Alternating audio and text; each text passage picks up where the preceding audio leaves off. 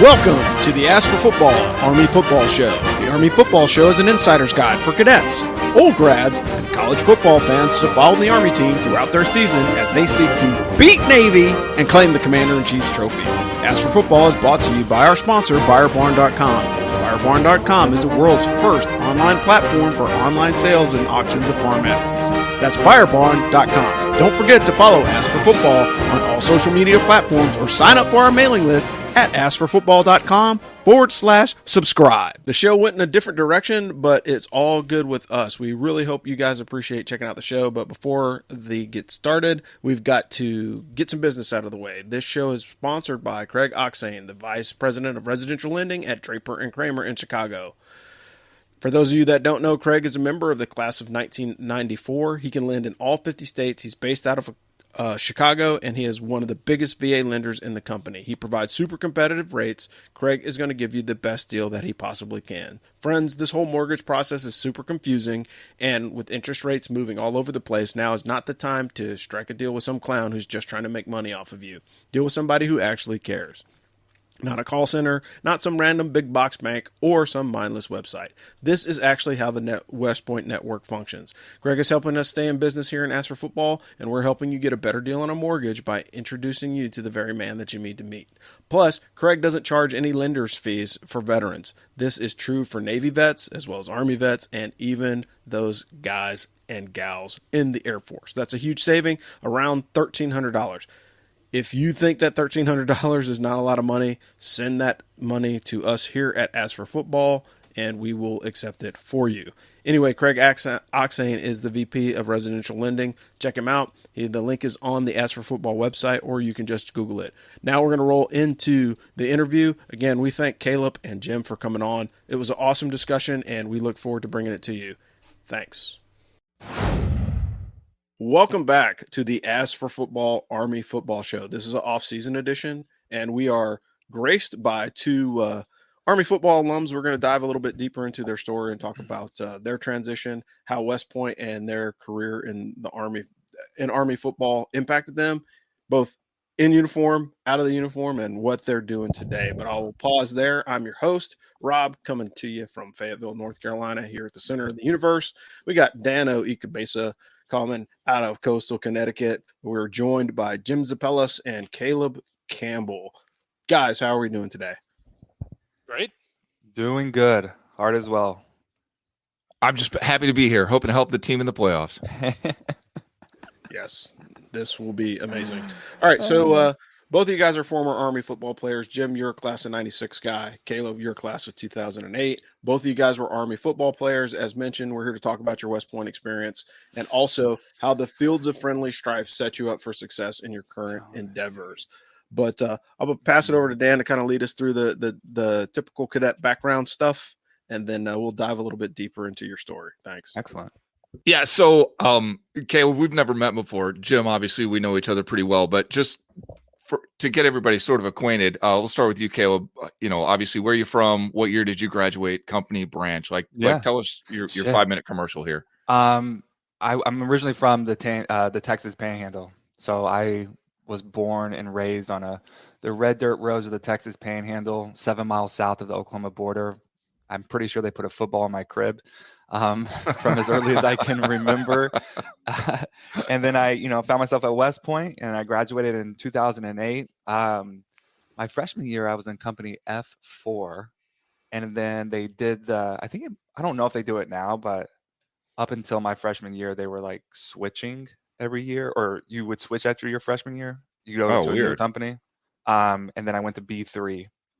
Actually, this is a longer story, but I was kicked out of F4. And I was kind of repositioned into B3. But I graduated with, as the Bandits. And in 2008. What a ride. Awesome. Jim, you want to remind everybody who you are and where you come from? Yeah, Jim Zopelis was born and raised in Southern California, Canyon Country, California. Surrounded by footballs just by the sheer mass of people that were playing. Fortunate enough to play for a Hall of Fame coach, recently inducted into the CIF Southern Section Hall of Fame. His name is Harry Welch, who did more with less than any football coach there is, and I am living proof of it. So I'm a product of coaching. My dad was a football coach. He kind of, I was born and raised to play football, similar to, not culturally as much as Texas, okay, but culturally within the family. My grandfather played for a semi-professional football team, Summit Bears, a long time ago, where they got a scrimmage in the greater Chicago area, the Chicago Bears. I think they lost about 190 to nothing, but they got some good reps in. They learned a lot. They were a big mismatch. And so from, my grandfather to my dad to me is, football's been in our blood for a long time. And ironically, I didn't know much about West Point. As far as Army football, I assumed they were soldiers. I was one of the West Coasters that didn't receive as much exposure to the academies, and certainly as the time of non-internet and everything else, the first time I ever really understood what West Point football was and Army football was the Rose Bowl Army-Navy game. Because my father was a UCLA grad. I was every other Saturday, I was in the Rose Bowl watching the UCLA Bruins.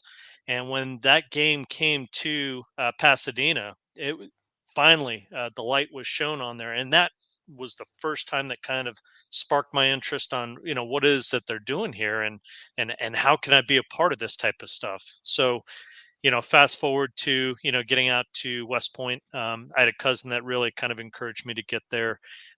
He, for all the right reasons, and it was to be a cadet first, and in addition to be able to play football. Started out in H3 Hurricanes. I graduated as an Axeman in A1. As we evolve through and get a little bit, I think, softer in the monikers, graduated A1 and got a chance to see one of my company mates' sons graduate 2 weeks ago at West Point. So really big awesome, full circle moment for us. Very cool. Jim, I know you were an air defender. Caleb, what'd you do in the Army? ADA. Okay, well, there you go. I guess we're safe from drones, as we were talking about before we came on the show. All right, we got some duck hunters. All right, so let's talk about your time at the academy playing ball. So what positions did you guys play? Did you get any other offers at any other schools? And why did you choose Army? And I think we kind of alluded to that with Zop's comments. And then what was your favorite memory as a player at West Point? What was the first question? So the first question is, what position did you play? Oh yeah, it was a position. So our freshman year, my plebe year, it was interesting because I think we're still in like a 3-4 defense. So I was in that whip position. Michael Resnick, if y'all remember that name, he was kind of and then there was, he's no longer with us, but Weaver, that was a year before as well. Wow. And I just remember looking up to those guys so much in that whip position, and it was a 3-4 defense. It was kind of that in-between position. And that's what I started as. And then my sophomore year, when the defense changed with the coaching change, we went to that 4-3 look. And then I got moved back to a strong safety, which I ended up finishing all 4 years at the academy, or the rest of the 3 years at the academy, playing strong safety. And it was a hell of a position. I know when I got to the league, they moved me down to a linebacker position. And I would say arguably partially the reason why my career in the NFL was radically cut short is the inability to adapt to that position. It was so unfamiliar and it was so different than anything I had experienced before, playing 10 yards off the ball with all that space and having the speed to make up time, to cover a lot of ground in a little bit of time.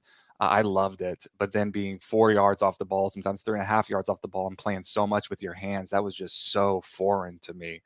And it was just a really hard adjustment. But back to West Point, I would say my favorite experience playing at the academy, it would be beating Air Force at Air Force. Nice. For like the first time, and I don't know how many seasons it was, but I want to say I came close to breaking a national record for the amount of tackles in a single game. I can't remember exactly. I should remember this, but I can't remember exactly how many tackles, but it was, I think, close to 20, if not more. Wow. And so just beating them, it was Brandon Thompson, my classmate, defensive end, that forced the fumble in the last seconds of the game, which we recovered. I got goosebumps just thinking about that. Hell yeah. That forced that fumble. And it was just a hell of a team effort. Mike Vitti lowering his head as he does so well time and time again. It was a lot of fun. I hold that memory close. Yeah, that's awesome. Zop, how about you? I was actually recruited as a wide receiver. Showed up as a wide receiver. Coach Johnny Burnett, our defensive backs coach, he had the California region. He actually played football at UCSB. So he understood the West Coast. He did the West Coast tour. He's a Texan, born and raised. But when he came out, recruited me. When I got there, I think I quickly turned into Zop. Come here. Yeah. All right. We don't throw the ball much. You are now a defender. So I moved to cornerback. I'm primarily a special teamer and kickoff, punt return, all the kind of, the I don't know, blue collar type of work. The third team, if you want to put it. Absolutely loved it. I think the 8 seconds of just getting after it, start to finish on a kickoff, I think is my favorite thing. Yeah. And I think one of my favorite moments, favorite game, our senior year, we were able to close out 4 years in a row, beating Navy. And I think my final kickoff against Navy, stopped them. We had one more play. I come running off. Everybody's yelling, victory, victory. And we all know what that means as defensive backs. Yeah. It's like get in that nickel, go smash them off the line. I'm yelling, victory. Yeah, we beat Navy again. And Coach Burnett grabbed me by the face mask. He's like, victory. That's you, dumbass. Get in there. Okay, you're the other strong safety, and go get a jam on this guy. And so the final play of my career, I took this guy to the hot dog stand. Come on. I mean, so he was not a factor. And then to run down and see Donnie Augustus intercept the ball in the end zone to wrap up 4 straight years of beating Navy, pretty so good. Vivid and special memory to me. Zop, you remember the last play. Do you remember your first collegiate play? Actually, no. Blur. I think I was overwhelmed in the moment. It was opening kickoff against Louisville. And God, the equipment guy, Nick Dieterman, I think that's how you say his last name. A great guy, love him to death. He came in my second year at the academy, but the equipment manager the first year, I can't remember his name, but he wasn't the nicest guy and really didn't take pride in his work because I was wearing a helmet 3 damn sizes too big for my big ass head, which is hard to do. And I remember running down on that opening kickoff. I made the opening tackle on my first play in collegiate football, and I got up and I tried to celebrate, but my fucking helmet was clear on the side of my face, and I was looking through my ear hole, and I started to run to the other side of the field until one of my teammates grabbed me and was like, "What are you doing, dumbass?" Yeah, nice. Same. Nice. So yeah, you were blessed with Dickie Hall. Dickie Hall, the legend. Dickie Hall was around. He was around. He is a legend. And that right there is, I think one of the rules that I should have known is you make nice with that equipment staff. Definitely. Because how else are you going to get them wristbands and get the right face mask, the cage, the look, all that kind of stuff? It wasn't Dickie. Dickie, I know Dickie. He's first class. Yeah, it wasn't Dickie. We had Moose. We had Moose. Moose was amazing. Dickie. Yeah. These guys were they were the 4th team of Army football. Yeah. They don't get enough credit, man. No, not at all. Yeah. So we were talking a little bit before we came on about my buddy, his son is trying to decide between a bunch of different schools. And I wanted to circle back around to you guys with other offers and sort of what brought you to West Point. Caleb, obviously the jump from West Point to the NFL is not easy, and it was particularly not easy in 2008. So I'm sure you had some other offers. You want to talk to us a little bit about that? Yeah, interestingly enough, this has changed a lot due to some individuals who are working hard in North Texas to create an ecosystem where athletes in North Texas, like I'm talking not North Texas, Dallas region, I'm talking like the Texas Panhandle, actually get some visibility. Because the way it worked when I was in high school is you didn't have to travel 6 hours north of the top of Texas to find athletes. You go down to Dallas, you go to Austin, you go to Houston. Sure, you've got a big enough pool to choose from. So in my high school, folks in the Texas Panhandle were often overlooked. So I only had one other Division I offer, and it was from Tulsa. Interesting. Yeah, I had a couple of D1 AA offers. Sure. And I think there was an element of why I went to West Point. It wasn't even solely because of Division I football. Honestly, like I loved the game at that point in time in my life. And while the idea of making it to the NFL is arguably, I would say, maybe every kid's dream or a Sure. thought that they have at some point if they're playing football. So that was, a thought, but I was kind of realistic at a young age and I didn't think much of it. And I will say though, what was equally more motivating for me than, trying to make it to the NFL is from a young age, I've always had a really innate and deep desire to do something meaningful with my life, to make a difference, to really contribute in a way that can just serve people well. And I remember when I took my visit to West Point, and again, didn't think that military would be my way or what I wanted to do when I was a young kid. My grandfather served in the Korean War, but that was it to the extent of military in my family. And when I went to West Point, the energy of the academy, the long gray line, the history of the academy, you just immediately feel like, oh shit, I am truly moving into something that is so big, so much bigger than me. And it's so meaningful, it's so impactful. And so I think my desire to go to West Point, I want to play college football.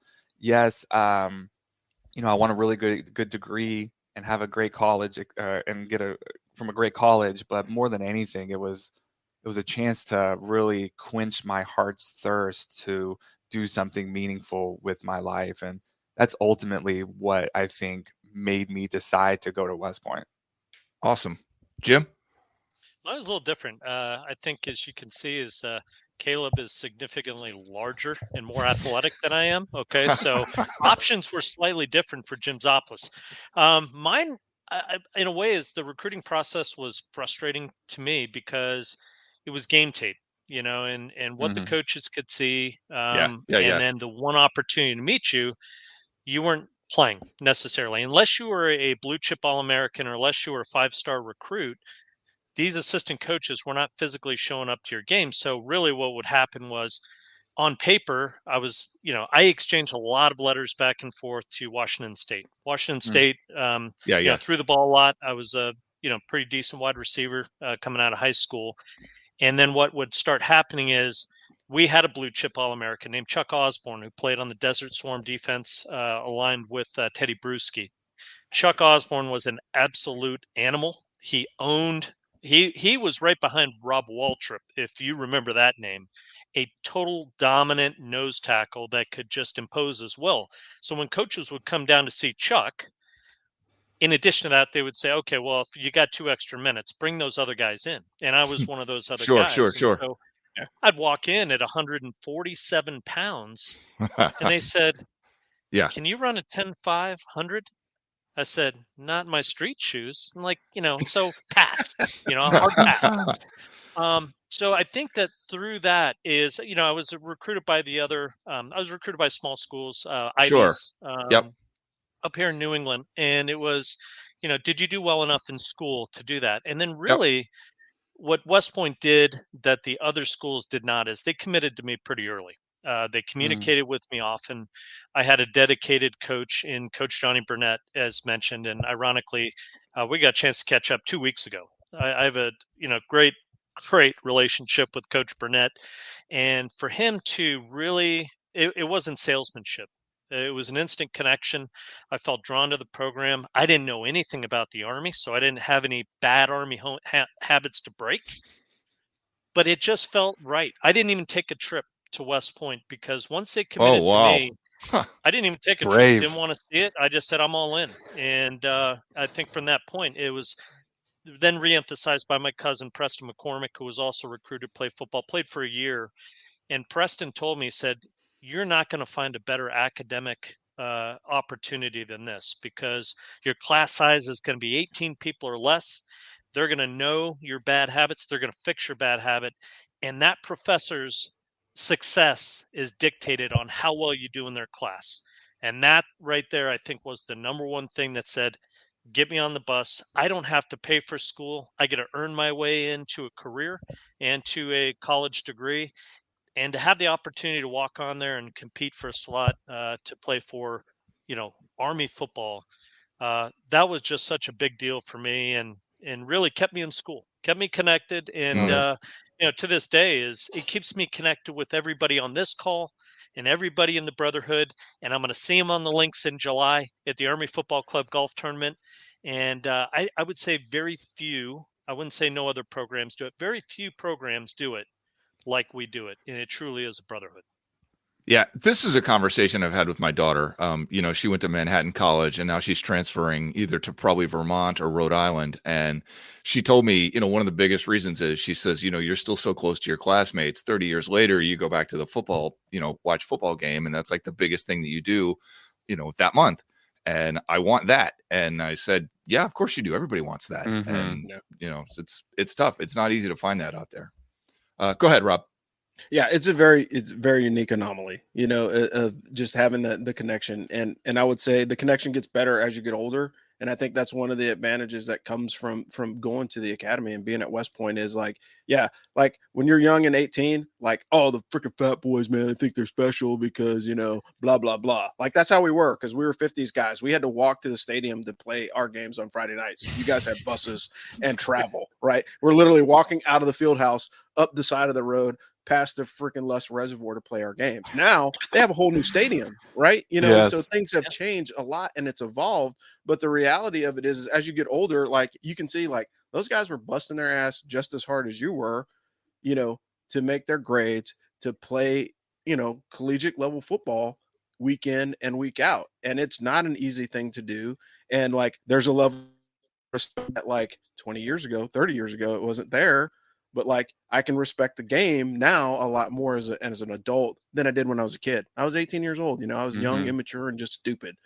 But one of the things that's part of that is what happens after the academy. So you guys both mentioned that you branched ADA.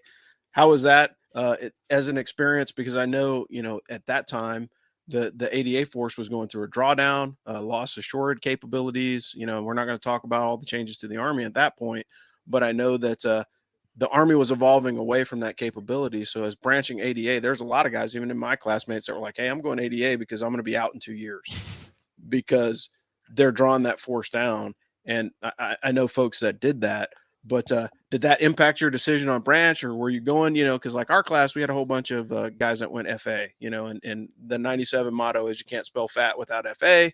And Timmy Booth can validate that for sure.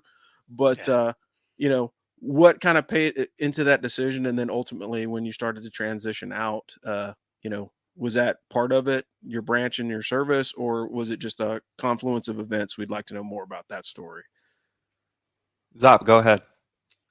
I think it was people. If I was going to spend any amount of significant time serving, it was going to be with good people. That's good. The guys that I knew that were going air defense were friends of mine, football players. Had a pretty good a healthy group of football players, one of which Joe Triano. I'll be golfing with him at the tournament.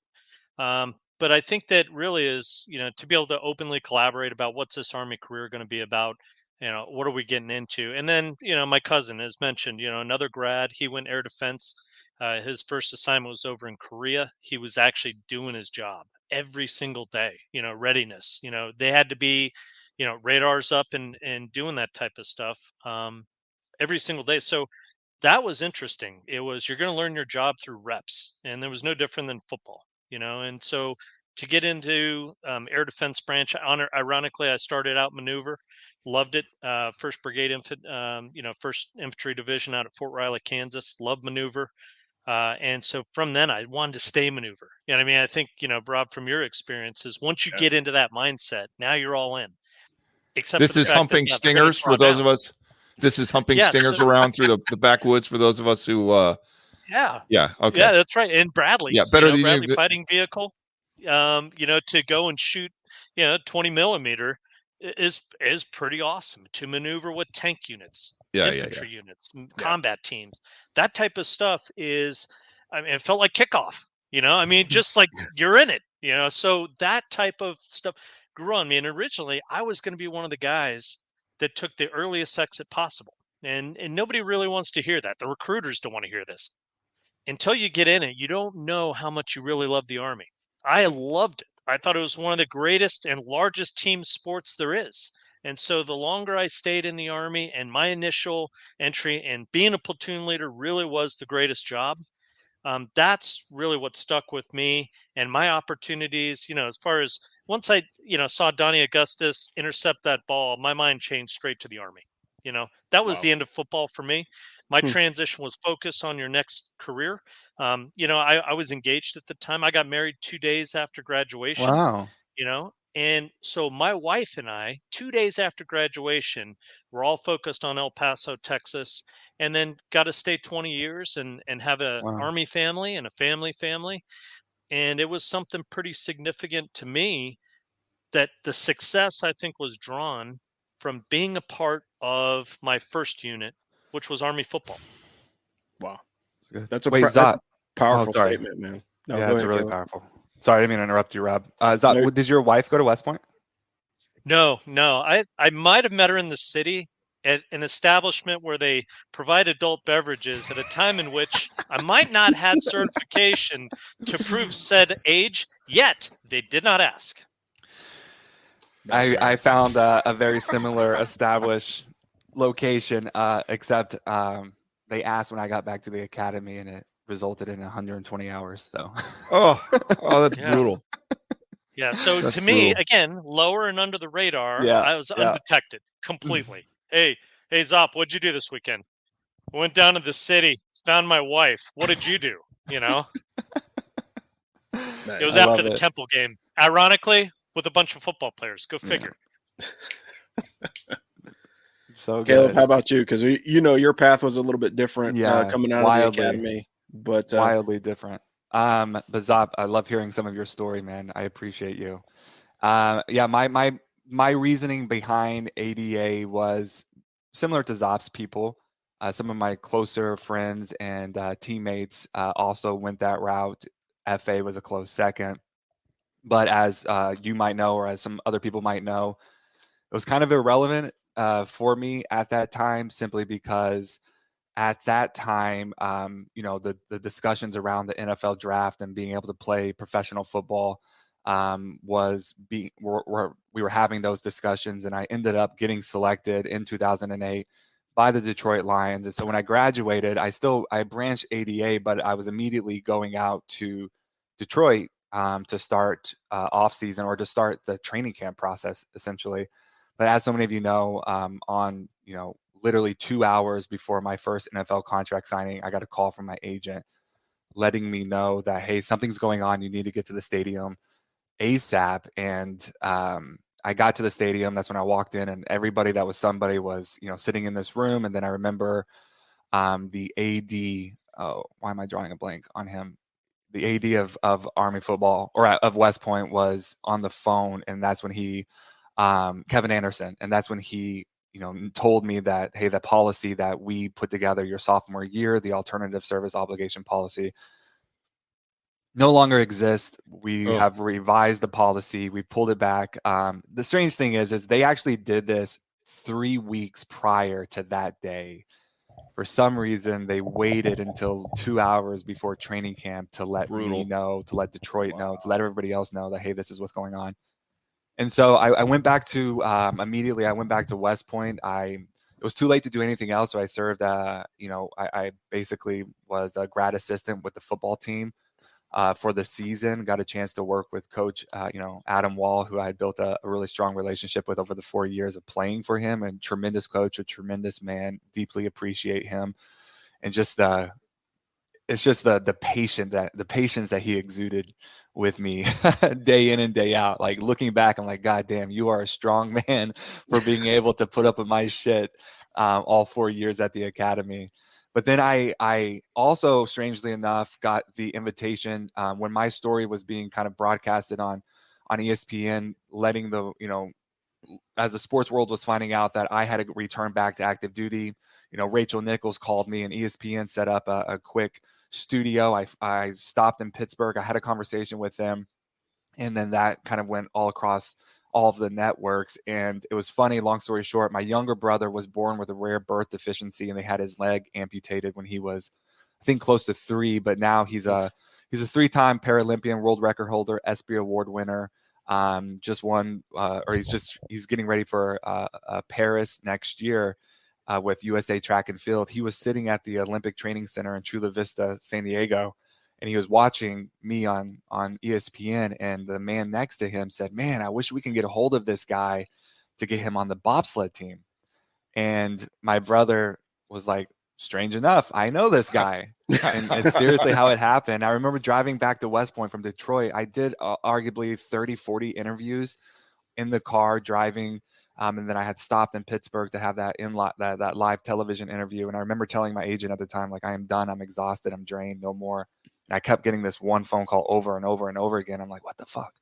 And my brother texted me and said, "Answer your damn phone." And sure enough, it was the head coach for the Olympic bobsledding team, which there is a policy that allows you to pursue the Olympic sports and also serve simultaneously. So after those 6 months ended coaching at West Point, I made my way up to Lake Placid and started sliding with Team 3 for That's Team wild. USA.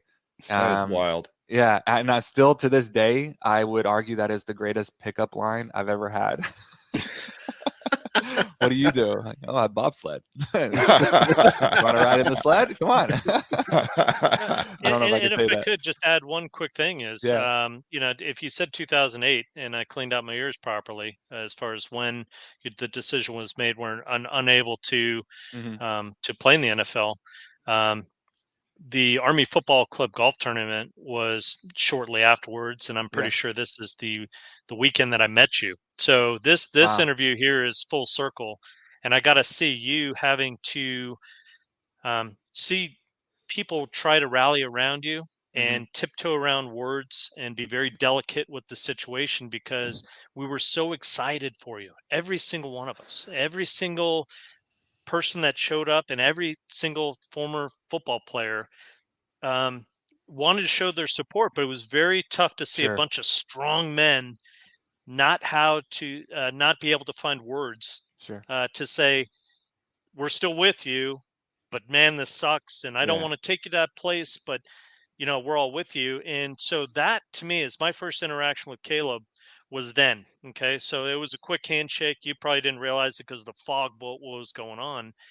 And so fast forward to this year, Rob and Dan, is I got a chance to engage with Caleb removed, where he was able to reflect and see what type of man he's become since Mm-hmm. that experience, and to share, the generational divide between, when I showed up and played Army football to where he did in his total different experience, and to be able to connect there and learn more about him as an individual was pretty significant to me. Which makes this interview so much more significant, is to bring us both in the same room and saying there is many, many forms of goodness to be, had from our experiences, our very, very different experiences. Different. Mine were not all rosy, Yeah. not the same as his, but I think in the end is having this type of network and relationships that are so strong and deeply rooted into where we came from, has made me better Mm. knowing Caleb. Thanks for saying that, Zop. It was a hell of a time. It really was, because at that time in my life, I would argue that, and I'm not saying this in like a self-degrading way, but I was really the least self-aware person you've ever met at that time. I operated from so much fear, and I wasn't a whole man, right? There was so much pain in my body. There were so much experiences in my life that have really left a mark on me from my childhood. And from an early age, my ability to cope with my childhood pain was through my performance, was through my achievement, was through my pursuit of more, doing more, achieving more, being more. And so my whole life I've been told that if I could just get there, and suddenly I'm at West Point and this opportunity comes up, and there's all of this internal and also external noise. And Zop, it's wonderful to hear you say, like we were all like rooting for you and surrounded by you, or surrounding you, and sending you our love, even though that the words weren't there, because it wasn't that experience across the board. I received letters with literally a father sent me a photo of his son's casket and saying, like, "You'll never be the man that my son was. Like, you're a coward for going to the NFL." I had pictures of Pat Tillman sent to me time and time again saying he was a hero, you're not. And so it was a very mixed experience for me. And at that time in my life, like I did internalize that my success in the NFL would be the way that I would give back. It would be my battle to fight, my war to win. And so eventually those 2 years passed. I went to Fort Sill, Oklahoma. I did my BOLIC there. And then at the completion of my BOLIC, my 2 years was up. I got the early release and I made my way back out to Detroit. And that was really, and we can maybe, I don't know if I'm jumping ahead here, you know, when I got back into the NFL and I felt this immense pressure to measure up to all of these expectations that I thought around the man that I thought I was supposed to be, or around the man that I thought people expected me to be, especially coming from West Point. I remember Trey Wingo calling me and literally saying on national television, "You're not just an athlete, Caleb, you're America's athlete. You're a West Point graduate, you're an Army officer, and now you're an NFL draft pick." And so trying to live up into that expectation day after day, and the fear that literally the fear that I was swimming in, afraid that if people really see me, if they know what's happening behind this facade of a man that I presented to be, they will see that I'm not as strong as they think that I am. The NFL, that experience, it was enough pressure in my life to really kind of begin to surface all of that fear, all of that trauma, all of that pain. And, you know, I didn't have the tools to hold that well. And I began to cope in really unhealthy ways, and which directly tied into my performance or lack thereof. And eventually, you know, 3 years later, after bouncing around from a few teams, not being able to find much traction in the NFL, I realized, you know, again, I'm sorry if I'm getting ahead of myself, but leaving the NFL, I remember when I got that call letting me know that I was released from the Chiefs, my agent called me and said, "Hey, Atlanta wants to bring you in, and Canada wants to offer you a contract for a kind of a developmental year. Like, what do you think?" And I was like, my God, I got to walk away from this. I got to go. I got to go discover who the hell Caleb Campbell really is, because the way that I'm doing life, the striving, the surviving, the using all of my energy trying to hold together this idea of a man that I think I'm supposed to be, it's starting to really cost me in a very tangible way, and it's wreaking hell on my mental and my emotional health. And I was really scared at this season of my life that, like, if something didn't change soon, you know, I realized that I was going down a path that it was only a matter of time before my story would be broadcasted on national news. And it wasn't because of football, it was because I was just about to become another statistic. And that's when I made the decision to, like, okay, all of the pain, the shame, and Zop, we talked about this as my classmates went to war and I went to the NFL. This is something that I had to work through in therapy for a lot of time, a lot of years. Is like, I've never felt like I did my part, and my part was success in the NFL, and I didn't live up to the success that people expected of me.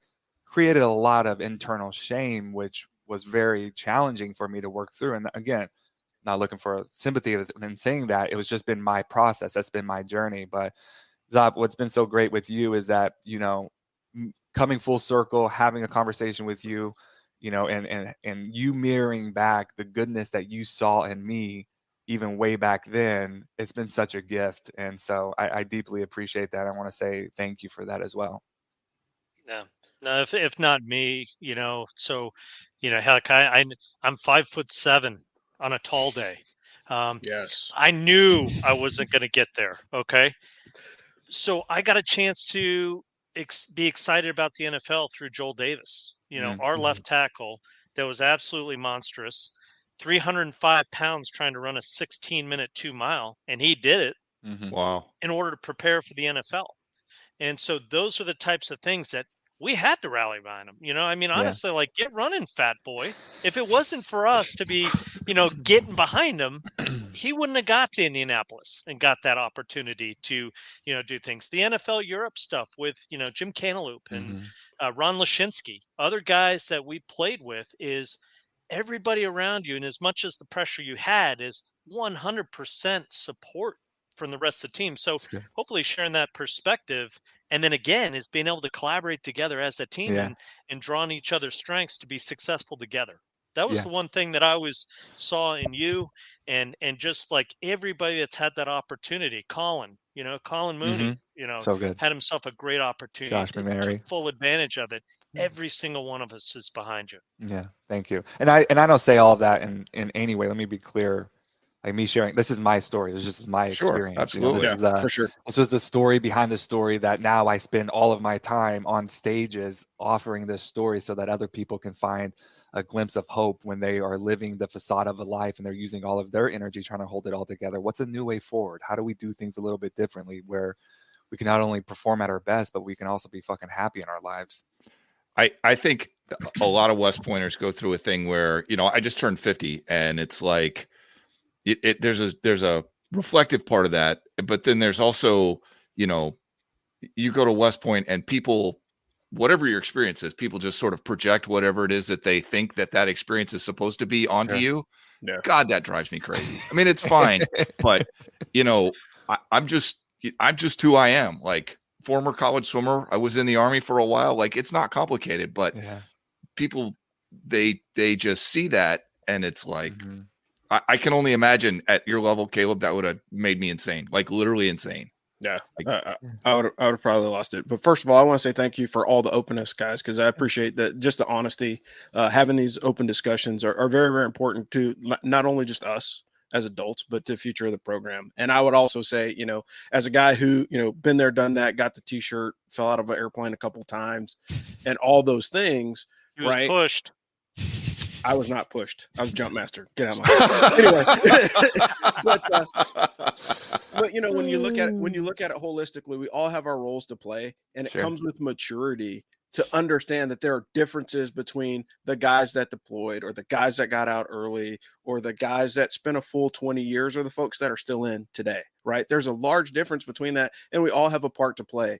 And when you're 18, 19, 20, 21 years old, there's no way that you can have enough vision to see that as a 20-year-old young man, newly commissioned officer, have this, life-changing event presented to you. And you're like, wow, this is going to be awesome. This is going to be the greatest thing that's happened to me. And maturity comes in. It's like, yeah, that was something cool that happened, but it wasn't everything that I am. And that's one of the things that we all have to do. Because I know when I retired from the military, and God forbid it's been 3 years now, but when I retired, I grew up as an Army brat. And when I walked across the stage and I took that uniform off, it's like, man, this will be the first time in 47 years that I haven't been tied to the big green machine. And so it's understanding that those stages of your life that happen and having the maturity to realize it's like, okay, I'm not doing that anymore. How can I do something else? And I think that something else is really, what the difference is between success and struggle is having the maturity or having the people around you to be like, hey man, like, look, you're okay with who you are.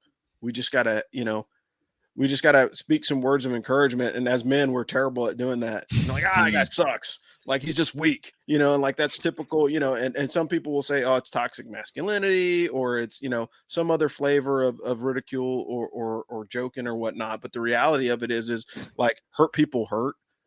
And most people don't realize that until like they go to therapy or they sit down and they have a session that's like the weight of the world is on their shoulders. And then they realize, like, why am I acting this way?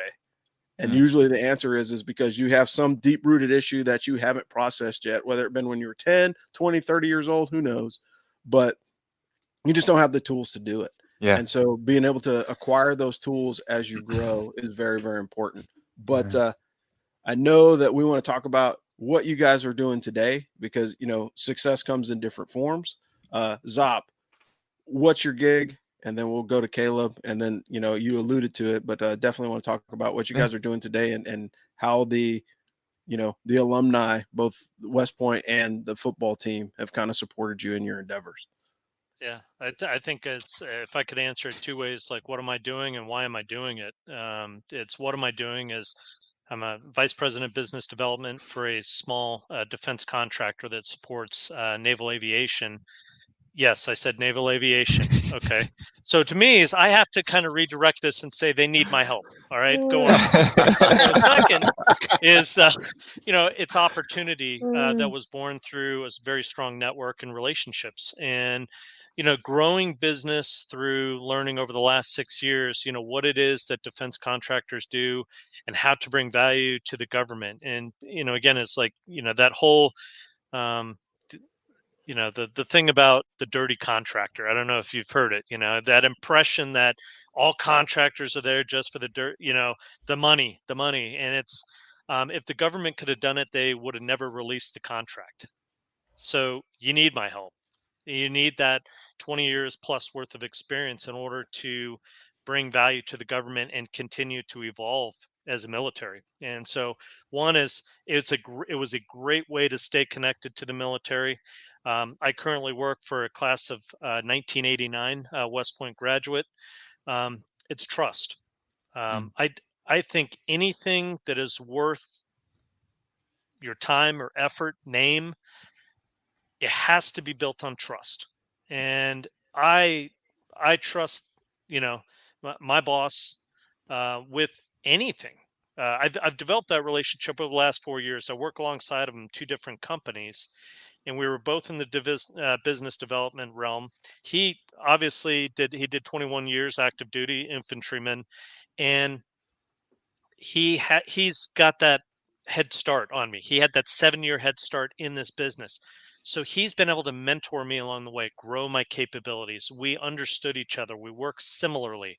And then we blended our networks together to be able to grow the current business that we're in down in Southern Maryland. And it's exciting to go to work with like-minded people who want to grow, who want to progress, get better every day.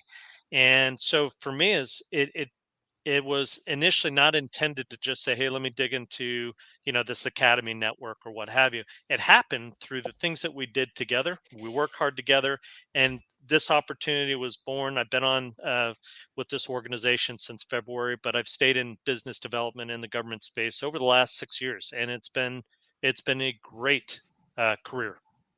Awesome. Caleb, how about you? I love that. When I left the NFL, I moved to Canada. I slept on a basement floor of a boiler room for the next 5 years of my life and just did personal work. Started to really understand the driving forces behind my life, trying to understand why is good enough never good enough, really trying to understand why am I so perpetually dissatisfied in my life no matter how much I accomplish. I'll never forget, and Rob, you alluded to this about, the wisdom that comes down the road. I was having a conversation with a therapist one afternoon, and she said, Caleb, have you ever considered that when it comes to you finding satisfaction in your life, it has less about what you accomplish or what you do and more to do with how you treat yourself? And I didn't understand what she said, and I started to getting angry. Because in my head, what I heard her say is like, you're telling me that ambition is not important. You're telling me all my success and all of my hard work, it's irrelevant. Like all I got to do is treat myself better. And I remember she looked at me and I had tears in my eyes, and she had this really beautiful face of compassion. And she said, no, I'm not saying success is bad. I'm not saying ambition is wrong. What I'm saying is you'll never be satisfied and proud of what you accomplish until you're satisfied and proud of who you are. And that hit me. And I realized that so much of my work was really repairing a very wounded relationship with self. And from that, and I say that because from that journey, I've realized on the other side now that I've gone through a lot of pain points that a lot of high achievers or a lot of leaders are experiencing day to day. And that led me to really finding myself on a stage through a random invitation and delivering not only my story, but the wisdom that I've been able to extract from my story and my journey, and apply that wisdom to whatever team or whatever leader or whatever conference that I'm speaking at. And so for the last five years this September, I've been a full-time keynote speaker at conferences or working with leaders in different organizations. And really the meat of the work is, and Zop alluded to this, like an organization only moves as fast as their level of trust. Right? If we don't have trust, we can't actually step into that next evolution of success, because that success actually ends up fracturing us. It actually ends up disconnecting us even more. And so like more success is actually, if you don't have the framework or the foundation for it, it becomes problematic. And that's what I experienced in my life. I could not hold the weight of the success that the NFL brought into my life. I didn't have the capacity to hold that. And so, we can't trust each other if we're living disconnected from ourselves, or if we're living disconnected from each other. And so at the root of that work is like, what does it look like to deepen our sense of connection with self? What does it look like to deepen our connection with each other? We can't do that when we're walking, talking facades, when there is no authenticity infused in our life. We're afraid of vulnerability because of the misconceptions we've been taught around it. It's been a heck of a journey and a lot of fun to just stand on stages, deliver a keynote, and work with leaders at different leadership offsites, and helping them really understand that we cannot become what we want by remaining what we are, and then really giving them the tools and the frameworks to facilitate that transition. Yeah, that's awesome. All right, so Dana, we'll give you the last word, and then we'll wrap this thing up. Like, guys, this has been great. Like, this is a much deeper dive and conversation than I thought we were going to get into. Yeah, this went radically different direction than I was expecting. Sorry, I have to say, no. I really enjoy it. Man, I hear all of that. I'm telling you. Anyway, let me just say, you know what? I don't know, Rob. I'll pass it back to you. But I have a favorite thing. I know you're going to cut the commercial and do some editing here. So let me throw a favorite thing onto the end. Okay. Yeah. So guys, we really, really appreciate you guys coming on. This was awesome. It's great to hear about your story. Again, like, I've known Jim for a while. We reconnected a couple of years ago, but like, this is probably one of the longest conversations that we've had other than about football, and that's sad to say, because like the height of our discussion is usually during the football season. So these off-season opportunities are really a chance for us to get to know you better. Caleb, thanks for coming on. It was awesome. Thanks for having me. For you to be so vulnerable and exposed, it helps. And there's players and family members and coaches and other people that are out there that can learn from your story, whether it be on the stage or even on this podcast, because again, we all wear our armor, right? Like, we go out, everybody wears masks for hours and days and years. And, very, very few people get to peek behind the curtain. And then when you do, it's usually a scary place. And so being able to have some place that you can do it with, as Zop said, with trust, or with people that truly care about you, that's when the vulnerability, and that's when a lot of the growth happens too. So if you can get over yourself long enough to be exposed, and that's for all of us, regardless of who you are, because again, when you're 18 and made out of Teflon playing, college football, like, nothing's going to bother you. At least that's the image that you portray. And it's generationally, it's different, like, we're a bunch of old dudes. People are probably looking at like these freaking boomers, like, you know what I mean? Like, they're like, these boomers don't know what they're talking about. Like, hey, but there is certain things called trauma bonding, like guys have come together through, sweating out in the locker room, cutting weight for 50s games, or, riding the bus and stressing out, or being bummed after, losing the big game, or not having the opportunity that you thought you should have had. And I think expectation management is probably the biggest takeaway that I could say for this whole show, is like, hey, look, you can always have high expectations, but always be prepared to make adjustments, because all of us being here, Army people, know that the plan doesn't survive first contact with the enemy, and you've got to be able to make adjustments. And if you can't make those adjustments, like, you can end up, finding yourself going someplace that you don't want to. But well said. I will not end it on a low note. So this has been the Ask for Football Army Football Show. We will continue to beat Navy. We will continue to bring you guys awesome interviews and information about the Army football team. And we will see you guys next time. We'll drop out of the interview, and then we'll run some commercials. But we appreciate you guys coming on the show today. Thanks. It's BuyerBarn.com. Buyer Barn was co-founded by a class of 97 graduate by the name of Dan Robinson. Dan ran a traditional farm co-op and auction and realized that there is a better way to modernize farm sales to bring them into the 21st century. Dan and his co-founder Dinu took their experience in IT management and development to create the world's first farm-to-farm online sales auction platform. BuyerBarn.com provides reduced health issues through reduced animal and owner contact, reduced animal fraud through a buyer and seller rating system, a fully integrated auction platform with secure payments, the convenience to buy and sell on your own time, and better market pricing because you get a wider audience looking at your animals for sale. BuyerBarn.com is dedicated to helping the small farmers in America and are providing a special discount to military veterans who want to assist them in the growth of the family farm. Go to BuyerBarn.com or email them at info@BuyerBarn.com. Favorite thing. Go for it, Nano. All right. So my favorite thing this week is listening to Caleb talk made me think about, dealing with success. And one of the ways that I've personally dealt with success in my own life is by trying to give back to and get involved in my local community. I bring that up because the Swim Across the Sound is at the end of July, which means that all of you have about a month to donate to Team RBG, which is Team Rock the Black and Gold, as we try to beat cancer here in the state of Connecticut by swimming across Long Island Sound, which is obviously not an obvious way to beat cancer, but it is my favorite way. So you can go to my Twitter page at Dano E. Cabeza, and there's a link on there off my link tree to get to our team and donate money. And, let me just say, as long as I've got the platform, I would really appreciate your support. We're doing the best we can. So that's it. That's my favorite thing. Thanks.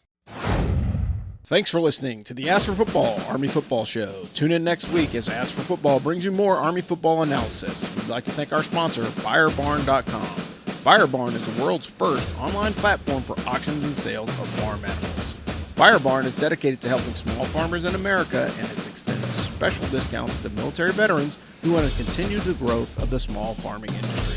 Go to BuyerBarn.com/military. That's BuyerBarn, BYREBARN.com to learn more. Or to get started, email them at info@BuyerBarn.com. Thanks again for listening to the Army Football Show. And as always, beat Navy.